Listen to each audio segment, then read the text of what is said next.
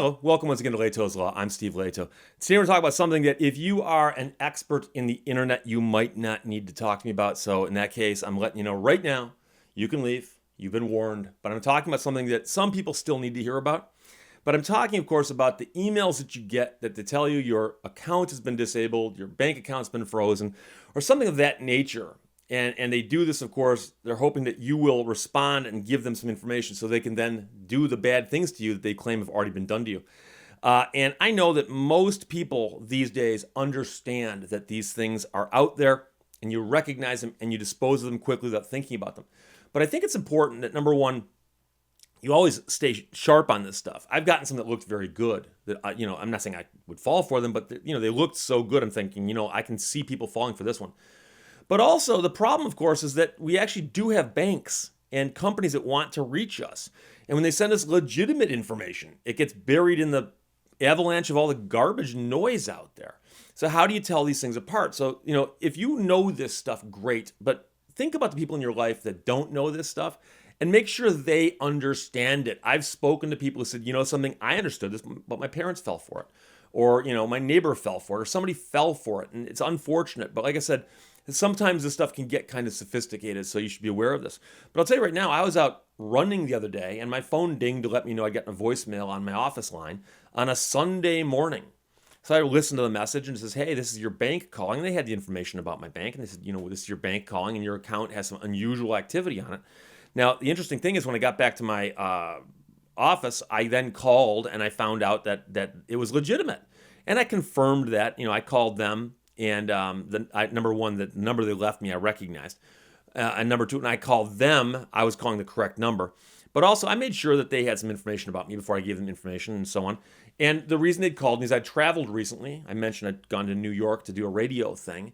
And while I was in New York, I used their card. And they thought, hey, this is unusual. This guy's never been to New York with this card, as far as we can tell. And suddenly it's being used in Geneva, New York, home of 101.7 The Wall. And so I spoke to them and confirmed that, yes, in fact, that was me. We went through the list of things. I had my screen pulled up where I could see the banking information. And they confirmed it was me. And they said, okay, good. I said, but thank you for calling. I'm glad you did. And I'm glad you got through. Because I've been on my phone before using the banking app, logged out, and 5 minutes later, I got a thing from apparently my bank using the logos and everything saying, your account's been frozen due to unusual online activity. And of course, I looked carefully at the email and discovered that it was not my bank. It was somebody else. And it was just a coincidence that I had just logged off when I got the email. And that's what they're banking on. So what happens is there's some scammer sitting in another country hammering out millions and millions of spam emails. And he's claiming that, your Wachovia account has been frozen. Your Wells Fargo account has been frozen. And you look at it and go, I don't have a Wells Fargo account. So you throw it away. But the person who has the Wells Fargo account, who's seen that in their email before, looks and goes, oh, and if they hit it and submit any information, then of course they've been trapped, they've been snared. So I got one today from Amazon. Not really from Amazon, of course, but somebody claiming to be Amazon. And there's a bunch of things that are flags on this. I'm going to point them all out to you. And you need to, like I said, make sure you're aware of this stuff. But if necessary, make sure that the loved ones in your life are aware of this as well, because it's extremely important that they know these things exist.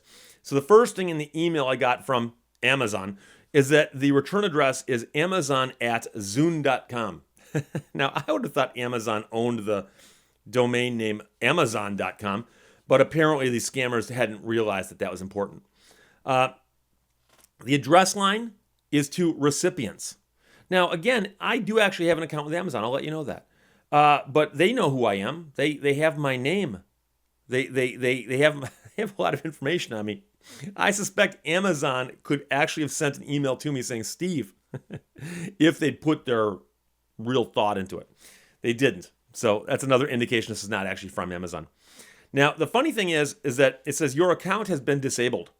And they use bad English, and they also use bad, just punctuation. And this, again, is something, the English language is tricky even for us who speak it on a daily basis. But it's even trickier for those who don't. So it says your account has been disabled, and your is capitalized as the first word of a sentence. And account has been capitalized for no reason, because has been disabled is not capitalized. So that's a problem. And again, bad English. I suspect Jeff Bezos can afford to hire people who can actually spell and use punctuation correctly. Just a crazy thought of mine, but again, there's more important stuff here.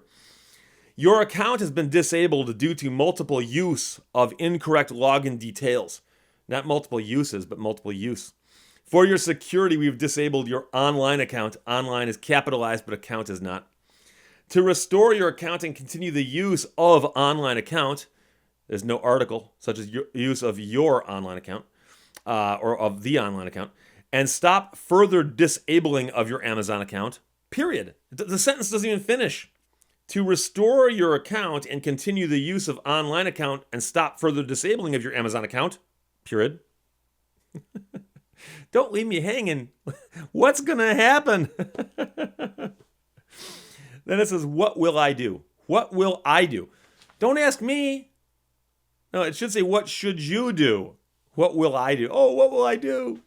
It says, click on the button below and sign me into your account and update your information, and we are sorry for any problem, space, period. Thank you, no period. I keep telling you, I could get a job proofreading spam emails, and the amount of money they'd pay me would be repaid in bucket loads because people trip over this and go, this couldn't have been written by somebody who understands the English language.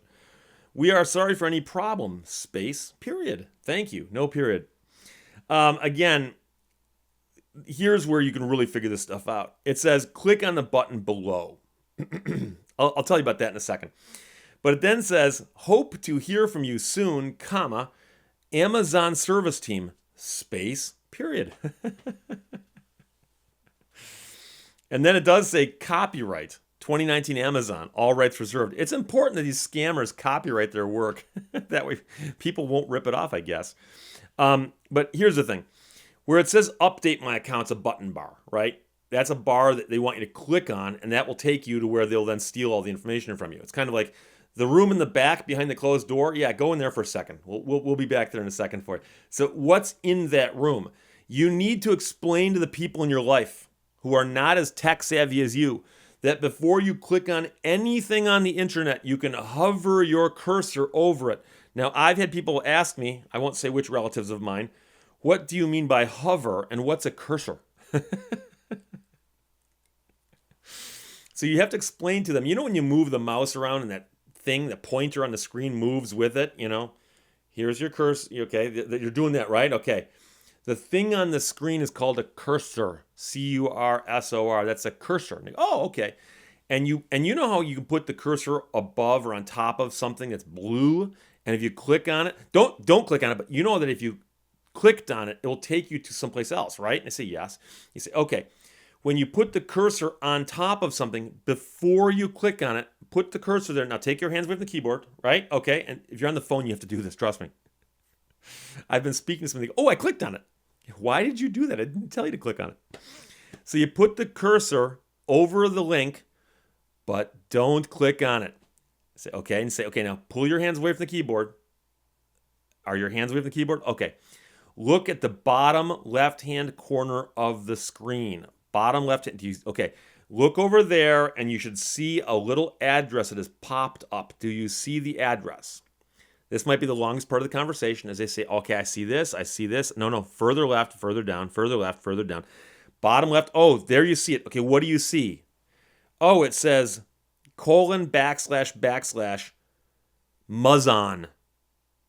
dot Azure websites dot net /Mazon. Notice that none of that says Amazon. Mazon. I think that is a cheer of victory in some country far, far away. Okay, and you can explain to them, since it doesn't take you to Amazon.com, this is not Amazon.com contacting you. At least the update my account button is going to take you someplace far, far away. And it's a website that is azurewebsites.net, whatever that might be. Now they're going to be curious and say, well, what if I click on it anyways? Don't. It's the person inviting you into the dark back room at the back of a sketchy business saying, hey, there's a guy back there who wants to talk to you. Don't go back there. Run out the front door and run away. Okay? So the key is to always, before you click on anything, whether it's in a email that they've received, or it's a sketchy website you wound up on, or it's a pop-up on your screen that says, hey, do you want to, whatever it might be, do you want to watch donkey gymnastics? Before you click on it, you can always hover over it. But again, my suggestion to you is get those things off your screen as quickly as possible. But tell your friends and relatives and parents, whoever it might be, that the easiest way to figure this stuff out is to simply hover over that bar, but don't click on it. Don't click on it. And because I've had people say, well, Steve, I would delete it, but I'm worried. What if it's real? What if it's real? And this is how you figure that out. Hover over the bar, the button, whatever it might be, and see what it is. And by the way, if you think it's actually real, don't click on it. You don't need to solve this right now. Don't click on it. Simply close it and wait until someone else comes over and can look at it with you. Okay? I've had people tell me that they said, I looked at it. I thought to myself, well, I don't recognize it. But Amazon, who knows? I mean, has anybody ever else noticed that YouTube occasionally uses this thing where it goes u2tu.be? That's unusual, isn't it? Well, yeah, but I mean, it makes sense, and you've seen it enough to know it's real.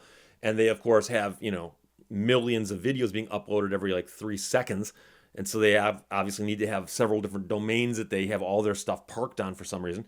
But that makes sense. But you know about that one. But if you don't know what it is, don't click on it. But again, your indication before you got to that wacky update my account bar, you'd have to get past the fact that Amazon is sending you email from the wrong address, addressing you as recipient instead of your actual name, and using bad English, bad punctuation. Now, I'll give them credit. Everything here is spelled correctly, but that just simply means they have access to a spell check. That's all. But they have all the spacing problems, capitalization problems, and so on. And like I said, when they tell you click on this link, the link is not at Amazon.com. That's obviously a problem. So if somebody's doing this and they're actually concerned and they're actually saying, but Steve, I think this could be real. Famous last words before calling back saying, my computer crashed. There's this blue screen saying, sysedit or something. Sysconfig. What do I do now? It's like a shop for a new computer. But the funniest thing of all is that there are other scams like this. And the thought process is always the same. They try to catch you off guard and hope that you let your guard down for a split second so they can get your credit card information, your social security number, or something important they can steal from you, okay? So I've actually gotten the one before, and this is a common one. They'll call you from a spoofed phone number that looks like the power company, okay? And they'll actually call and you answer the phone and they go, hi, this is DTE, which is the Detroit Power Company. It's a common one in southeastern Michigan. But there's several power companies, okay? And so I've actually had them call me and they go, hi, this is this power company calling. Your bill is overdue and it's about to be shut off. Now, I can tell you, number one, I pay my bills on time. But number two, they don't shut your power off until they send you several notices in the mail. The idea they're calling you, we're about to shut your power off, is silly, okay? But I've gotten the phone call and I go, really? And they say, yes. And I go, what's my address? And they hang up on you. Because they're calling numbers at random. They don't even know what my address is. So never tell them your name, never give them any information. And because they should have, if they're calling you, they should have your information. But the funniest thing of all is I've actually had them call where they had the correct power company. Because I've gotten them from the wrong power company, where they just go, yeah, we're about to shut your power off. And they claim they're the other power. You can't shut my power off. You're not my power company. You're not my power company. But I've had them call up where they are my power company. And just for the fun of it, I go, oh, really? And they go, yeah. And I go into my computer because I'm sitting at my computer. And I pull up, because I have the app on my computer where I can look at my power bill. And I go, I paid you guys. Besides, you're not them. They hang up on me.